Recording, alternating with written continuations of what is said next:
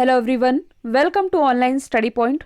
आज है 13 जून और आज की इस वीडियो में हम 13 जून से रिलेटेड करंट अफेयर के सभी इंपॉर्टेंट क्वेश्चन को कवर करने वाले हैं। तो यदि आप लोगों को इस वीडियो की पीडीएफ चाहिए तो आप हमारे इस मोबाइल एप्लीकेशन को इंस्टॉल कर सकते हैं, जिसमें आप लोगों को डेली क्विज, फ्री पीडीएफ और पर डे के करंट अफेयर का ऑडियो भी मिल सकेगा। इसके अलावा आप हमारे इस टेलीग्राम चैनल से भी जुड़ सकते हैं, जिसकी लिंक डिस्क्रिप्शन बॉक्स में दी हुई है। स्टार्ट करते हैं। हमारा पहला क्वेश्चन, संयुक्त राष्ट्र ने किस देश में स्थित एक राज्य है जिसका नाम है कायाह, यहाँ सामूहिक मौतों की चेतावनी दी है। मतलब कि संयुक्त राष्ट्र ने ऐसा कहा है कि ये जो कायाह राज्य है जो कि स्थित है म्यांमार में, यहाँ सामूहिक मौतें, कहने का मतलब है कि ढेरों मात्रा में मौतें हो सकती हैं। अब ऐसा क्यों? तो देखिए, यदि आप लोगों को याद होगा तो कुछ समय पहले ही म्यांमार में क्या हुआ है, तख्ता पलट हुआ है। पूरी स्टोरी तो आप लोगों को मालूम ही है। यहाँ की जो नेता थी आंग सांग सूकी और यहाँ के जो राष्ट्रपति थे विन मिंथ, इन्हें गिरफ्तार कर लिया गया और यहाँ सेना का शासन लग चुका है। तो जिसके बाद से म्यांमार की जनता इसका काफ़ी विरोध भी कर रही थी और बाकी देशों के जो बड़े नेताएं हैं, नेता लोगों से इनसे ये रिक्वेस्ट कर रही थी कि आप हमारे देश की हेल्प कीजिए, म्यांमार में ये स्थिति है। तो ऐसे में यहाँ की जो जनता सड़कों पर निकली थी कि म्यांमार में लोकतंत्र वापस से लाया जाए। तो सेना ने इनके विरोध को दबाने की कोशिश की और यहाँ भारी मात्रा में हिंसा का प्रदर्शन किया गया। लगभग 100 से अधिक लोगों पर यहाँ सीधे गोलियां चला दी गई और काफ़ी हिंसा हुई है, जिसके बारे में मैंने आप लोगों को पहले भी बता रखा है। तो काफ़ी देशों ने इसका विरोध भी किया, जैसे कि ऑस्ट्रेलिया ने इसके साथ अपने संबंध खत्म किए, न्यूजीलैंड ने इसके साथ अपने संबंधों को ख़त्म कर दिया और अमेरिका भी ऐसा कह रहा है कि म्यांमार की ये जो स्थिति है इस पर सभी देशों को एक बार विचार करना चाहिए। यहाँ से सवाल ये आता है कि म्यांमार तो भारत का पड़ोसी है। यदि आप मैप में देखेंगे तो भारत के जो 4 राज्य हैं, पूर्वोत्तर के 4 राज्य, इनकी सीमा म्यांमार से तो लगती है। तो ऐसा क्यों नहीं हो रहा है कि भारत इसमें क्यों कुछ नहीं बोल रहा है? देखिए, इसका रीज़न है, भारत के सिर पर कौन बैठा हुआ? चाइना। चाइना तो चाहता ही है कि भारत की बदनामी हो पूरे देश में। देखिए, पहला तो ये है कि यदि चाइना ये चाहता है कि भारत इस पर बोले, और यदि भारत इस पर बोलेगा तो ये म्यांमार की सेना से क्या कहेगा कि देखो, आपके इतने अच्छे संबंध रहे हैं भारत के साथ और भारत आपके विरोध में बोल रहा है। तो ये सेना को भिड़काएगा। और ये बात सही भी है कि यहाँ की जो सेना है, म्यांमार की सेना, इसके साथ भारत के अच्छे संबंध रहे हैं। दूसरा ये भी है कि भारत इस पर नहीं बोलेगा तब भी चाइना को दिक्कत है। वह क्या कहेगा? ये बाकी देशों से कहेगा कि देखिए, म्यांमार ये भारत के पड़ोस में है, इसके पड़ोस में इतना सब कुछ हो रहा है तब भी भारत चुप है। तो भारत बीच में फंसा हुआ है। इसलिए भारत क्या चाहता है कि बीच का रास्ता निकल जाए, मतलब कि किसी भी तरह यहाँ शांति हो और सुलह का रास्ता यहाँ निकल पाए। तो यहाँ मैं आप लोगों को ये बताना चाह रही कि यहाँ जो भीषण हिंसा हुई थी, यहाँ जिस राज्य के बारे में हम बात कर रहे हैं, क्यात। क्यात क्या, यदि आप लोकेशन देखेंगे तो म्यांमार के इस हिस्से में यदि आप नोटिस करेंगे तो ये है क्यात। तो इस पर संयुक्त राष्ट्र का ये कहना है कि इस क्षेत्र में जिस हिसाब से हिंसा हुई है, तो इस हिंसा के चलते भूखमरी और बीमारी की समस्याएं ये जनित होंगी। और यदि देखा जाए तो यहाँ के लोग अब यहाँ से विस्थापित होने लगे हैं, यानी कि पलायन करने लगे हैं। और जो अन्य पड़ोसी राज्य हैं यहाँ सुरक्षा की मांग भी कर रहे हैं। तो यही सब देखते हुए यूनाइटेड नेशन ने इस पर अपनी चिंता जताई है। यदि हम बात करें म्यांमार की, तो इसकी कैपिटल है नायपीडो, करेंसी है क्यात। अगला क्वेश्चन है, हाल ही में कौन सा देश आधिकारिक तौर पर भारतीय ट्विटर विकल्प जिसका नाम है कू, इसमें शामिल हो गया है? तो इसमें शामिल हो चुका है नाइजीरिया। देखिए, आप सभी जानते हैं भारत का ट्विटर ये किसे कहा जाता है? कू एप्लीकेशन को, क्योंकि पूरी तरह से भारत में ही डेवलप किया हुआ एप्लीकेशन है। और आप लोगों को मालूम ही है, भारत सरकार और ट्विटर के बीच इस समय जो टशन देखने को मिल रही है, इसमें ज़्यादा से ज़्यादा जोर तो ये भी दिया जा रहा है कि जितना ज़्यादा से ज़्यादा हो सके हर फील्ड में, चाहे वो टेक्नोलॉजी का फील्ड हो, चाहे किसी वस्तुओं को खरीदने की बात हो, ज़्यादा से ज़्यादा स्वदेशी वस्तुओं का इस्तेमाल किया जा सके। तो अभी तक तो भारत सरकार जोर दे रही थी, लेकिन इसी के विकल्प के रूप में, मतलब कि ट्विटर के विकल्प के रूप में, अब जो नाइजीरिया की सरकार है इसने इसी एप्लीकेशन पर, मतलब कि कू एप्लीकेशन पर अपना ऑफिशियल अकाउंट बना लिया है। और देखा गया है कि नाइजीरिया से, मतलब कि नाइजीरिया के जो यूज़र हैं ये बड़ी मात्रा में भारत के इस स्वदेशी कू एप्लीकेशन का इस्तेमाल कर रहे हैं। और हाल ही के दिनों में नाइजीरिया की सरकार ने ट्विटर पर भी बैन लगाया था। तो ट्विटर की किसी से बन नहीं रही इस समय, इसके काफ़ी सारे विवाद सुनने में आ रहे हैं। यदि हम बात करें कू एप्लीकेशन की, तो ये एक माइक्रो ब्लॉगिंग प्लेटफॉर्म है। ये एग्जैक्ट लाइन आप याद रख लीजिए। यदि आपसे ऑप्शन में पूछा जाए कि कू एप्लीकेशन ये कैसा प्लेटफॉर्म है, तो ये एक माइक्रो ब्लॉगिंग प्लेटफॉर्म है। ये भारत में ट्विटर का विकल्प है। इसकी शुरुआत 2020 से की गई थी, लॉकडाउन के दौरान। और ये किसके द्वारा डेवलप किया गया है? अप्रमेय, राधाकृष्णन और मयंक के द्वारा। और इसी के लिए इन्होंने भारत सरकार का जो आत्मनिर्भर ऐप इनोवेशन चैलेंज था ये भी अपने नाम किया था। तो इसका नाम आप याद रखेंगे। तो अब यदि हम बात करें नाइजीरिया की, जो कि एक अफ्रीकी कंट्री है, इसकी कैपिटल क्या है? तो ये है अबूजा। करेंसी तो ये है नायरा। और नाइजीरिया से ही रिलेटेड एक चर्चित महिला का नाम आप याद रखेंगे। इनका नाम क्या है? नकोजी अंकोजी। ये नकोजी अंकोजी ये हैं कौन? तो ये भी हाल ही में WTO यानी कि वर्ल्ड ट्रेड ऑर्गेनाइजेशन की पहली महिला अध्यक्ष बनाई गई हैं। साथ ही WTO की अध्यक्ष बनने वाली ये पहली अफ्रीकी भी बन गई हैं। अगला क्वेश्चन है, 47वें G7 शिखर सम्मेलन 2021 का आयोजन किस देश में किया गया?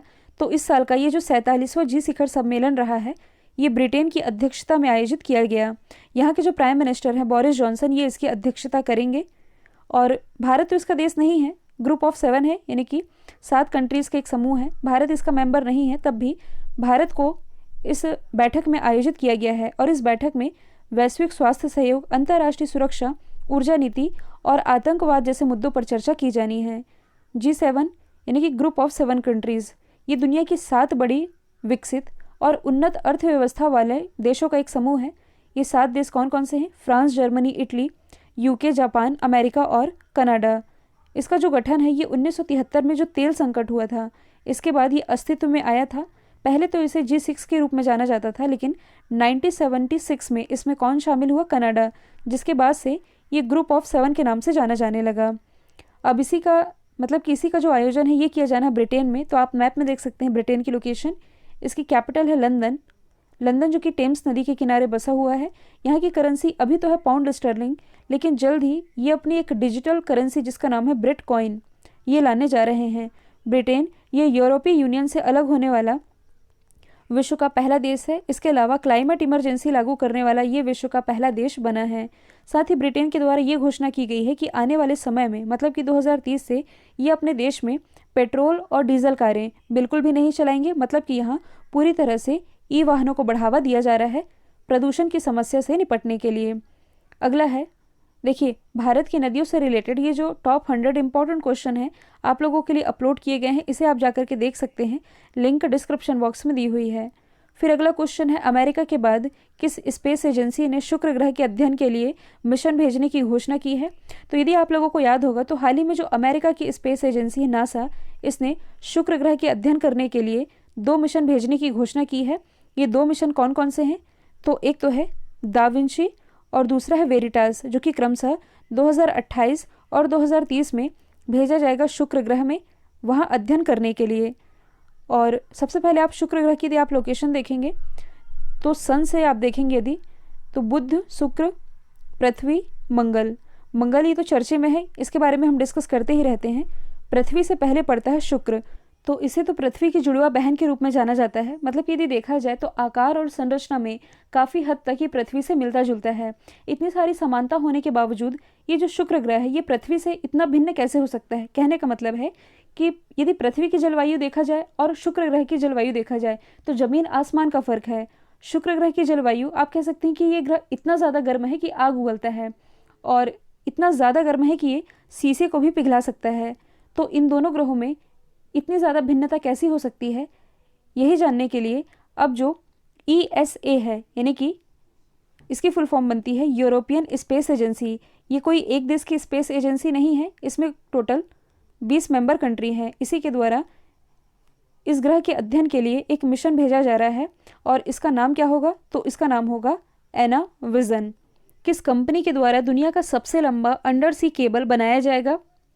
तो देखिए यदि आप लोगों को याद होगा तो कुछ दिन पहले मैंने आप लोगों को बताया था, ये शायद 1-2 महीने पहले की न्यूज़ है, जो रिलायंस जियो है इसके द्वारा ये घोषणा की गई थी कि ये दुनिया का सबसे लंबा अंडर सी केबल बनाएगी। लेकिन ये 1-2 दिन पहले की न्यूज़ है। जो गूगल है इसने ये घोषणा कर दी है कि ये दुनिया का सबसे लंबा अंडर सी केबल बनाने जा रहा है। अंडर सी कहने का मतलब है कि ये जो केबल है ये समुद्र के भीतर से यानी कि पानी के अंदर से जाएगा। और ये किस रास्ते को कवर करेगा? तो यदि आप इस मैप को देखेंगे तो ये है नॉर्थ अमेरिका और ये है साउथ अमेरिका। ये जो केबल है ये अमेरिका से होते हुए पानी के रास्ते ब्राज़ील जो कि साउथ अमेरिका का सबसे बड़ा देश है, इसके नीचे उरुग्वे और इसके बाद अर्जेंटीना। साउथ अमेरिका के इन 3 देशों में कनेक्टिविटी प्रोवाइड करवा सकेगा। हालांकि और भी आसपास इसकी कंट्रीज़ हैं, तो आप कह सकते हैं कि नॉर्थ अमेरिका और साउथ अमेरिका, इन दोनों ही महाद्वीपों के बीच इंटरनेट कनेक्शन प्रोवाइड करने के पर्पज़ से गूगल के द्वारा ये निर्माण किया जाएगा। और इसका नाम क्या रखा जाएगा? इसका नाम रखा जाएगा फर्मिना।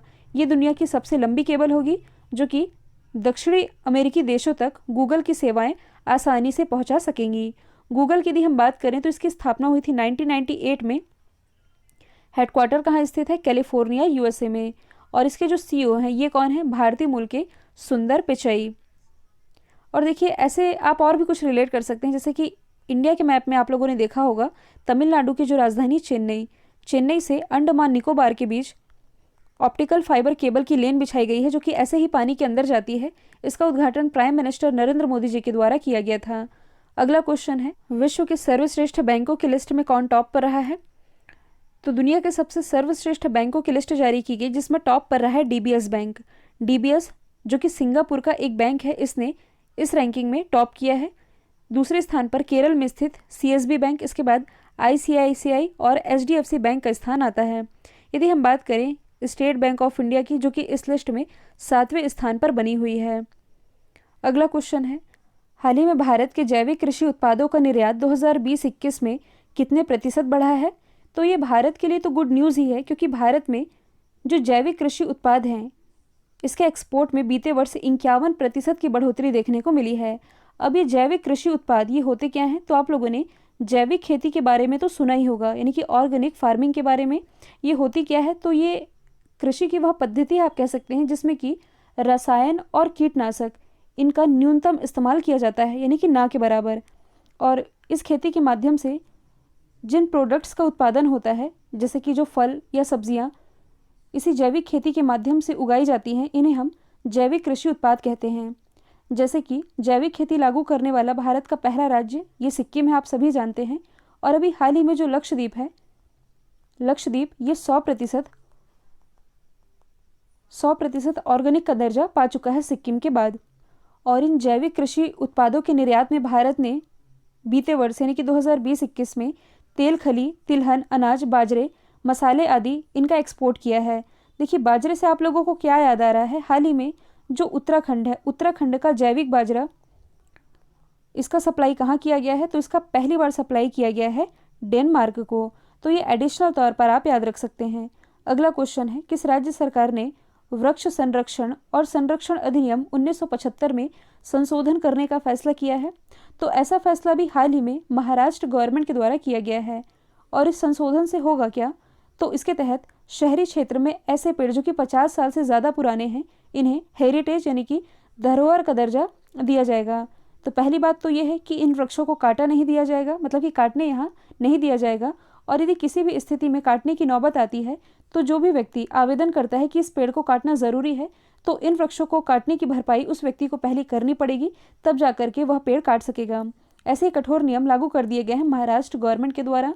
महाराष्ट्र से रिलेटेड कुछ करंट के क्वेश्चन हैं, जैसे कि यहाँ चर्चे में रहा था फ्लेमिंगो अभ्यारण्य, क्योंकि हाल ही में इसे special economic zone eco sensitive zone ये घोषित किया गया। एशिया की पहली सौर ऊर्जा से संचालित कपड़ा मिल ये है महाराष्ट्र के परभणी जिले में। रंजीत सिंह दिसाले महाराष्ट्र के एक टीचर हैं, इन्हें अभी हाल ही में ग्लोबल टीचर अवार्ड से सम्मानित किया गया। भारत की पहली अंडर वाटर टनल मुंबई में बनाई जा रही है। और कोरोना मुक्त गांव प्रतियोगिता, इसकी शुरुआत हाल ही में महाराष्ट्र गवर्नमेंट के द्वारा की गई है। अगला है हाल ही में, देखिए यहाँ टाइपिंग मिस्टेक है, यहाँ होगा 20। हाल ही में 20 औषधीय पौधों पर ई पुस्तक का विमोचन किसने किया है? तो इसका विमोचन हाल ही में किया गया है किरण रिजिजू जी के द्वारा। किरण रिजिजू जी जो कि हमारे आयुष राज्य मंत्री हैं। और ये जो किताब है ये बेसिकली कोविड-19 देखभाल के लिए लॉन्च की गई है। इस ई बुक में जिन जड़ी बूटियों का उल्लेख किया गया है उनका उपयोग खांसी, सिर दर्द, कमजोरी आदि सिचुएशन में किस तरह से किया जा सकता है, ये सभी डिटेल में बताया गया है इस किताब में। और मेन पर्पस ये है कि औषधीय पौधों के बारे में लोगों को कैसे अवेयर किया जाए, ताकि इस कोविड-19 महामारी के बीच में जो छोटे मोटे हेल्थ इशू होते रहते हैं इससे आयुर्वेदिक तरीकों से निपटा जा सके। और इसी के लिए इस ई बुक को लॉन्च किया है किरण रिजिजू जी ने। अगला है, हाल ही में आरबीआई ने यानी कि रिजर्व बैंक ऑफ इंडिया ने कोलकाता में स्थित बंधन बैंक के एमडी और सीईओ के रूप में किसे नियुक्त किया है? तो ये नियुक्त किए गए हैं चंद्रशेखर घोष। यदि हम बात करें बंधन बैंक की, तो इसकी स्थापना 23 अगस्त 2015 में की गई थी। इसका हेडक्वार्टर कोलकाता में स्थित है। इसी के सीईओ एमडी सीईओ बने हैं चंद्रशेखर घोष। यदि हम अदर ऑप्शन की बात करें तो शशिधर जगदीशन, ये एचडीएफसी बैंक के एमडी सीईओ हैं। और संजीव चड्डा, ये बैंक ऑफ बड़ौदा के एमडी सीईओ हैं। विश्ववीर आहूजा, ये हैं आरबीएल बैंक के एमडी सीईओ। ये वही आरबीएल बैंक है जो कि हेल्थ कार्ड जारी करने वाला भारत का पहला बैंक बना था। हालांकि इसने अपना ये हेल्थ कार्ड 2019 में जारी किया था, और मैं आप लोगों को 2019 से ही करंट अफेयर पढ़ा रही हूँ। ये मैंने आप लोगों को पढ़ाया था, ये अक्टूबर 2019 की न्यूज़ है, तो ये एडिशनल तौर पर आप याद रख सकते हैं। कल जो मैंने आप लोगों से सवाल पूछा था, राइट आंसर था MIT। अब आप लोगों के लिए आज का सवाल है, विश्व का पहला मास्क फ्री कंट्री ये कौन बनने जा रहा है? तो इसका जो भी आंसर है कमेंट बॉक्स में आप लोगों को बताना है। वीडियो आप लोगों को शेयर ज़रूर करना है, और लाइक तो आप करते ही नहीं है, क्या ही कहें अब। तो वीडियो यदि पसंद आया है तो लाइक कीजिए, शेयर कीजिए, और चैनल को सब्सक्राइब करना बिल्कुल मत भूलिएगा। आज के लिए इतना ही। Thank you so much.